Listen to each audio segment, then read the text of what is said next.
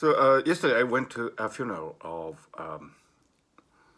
the mother of my former PhD student. Now he's working at a major Japanese company, and his mother sadly passed away. So I went to what is called Otsuya.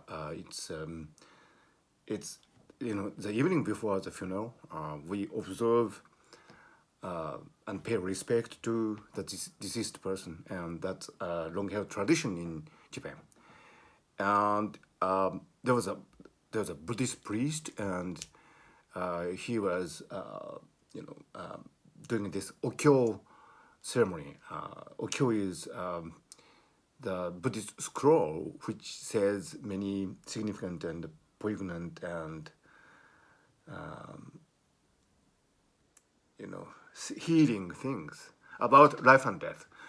And it is this thing about Japanese funeral that nobody is supposed to understand what the priest is saying, because okyo is written in, I think originally, because it was, Buddhism was born in India, but it was transmitted to Japan via China. So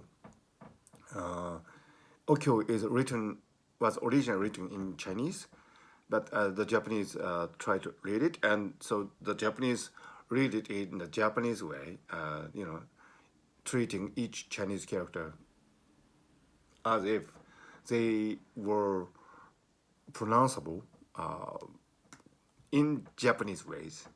In fact, the Chinese and Japanese pronunciation systems are really different, but we read the Chinese script the Japanese way. So that means that when the Buddhist priest reads out the okyo, most of the time the priest memorized the okyo, so we don't actually, we see the priest reading the book when he does that. But it's really interesting experience to listen to the okyo while we don't understand anything. Sometimes we catch a phrase or two, but we don't actually try to comprehend it, and we don't actually expect to comprehend it. So it's one of these things that we take for granted, because this Japanese funeral style is something that is so ubiquitous, and any typical Japanese would be familiar with it.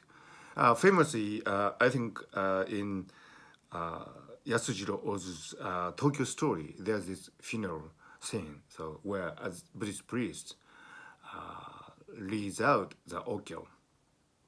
So I was attending this funeral, and I was thinking about my former student's mother, and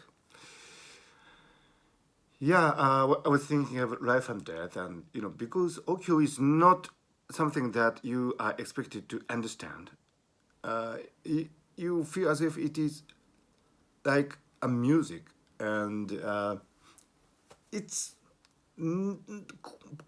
probably similar to Gregorian chant, but it strangely induces us into a state of reverie. I mean, where we remember many things in a continuous flow of emotions, and it takes us to some place where we meet our past and maybe the future, and we think of many things, and probably that's apt, because after all, this is a time when we think about life and death and how time passes and so on. So it is probably apt that we don't understand the okyo. So when it is one of these occasions when you realize the great power of long-held tradition, because you don't, in your daily life, you don't think so much about it.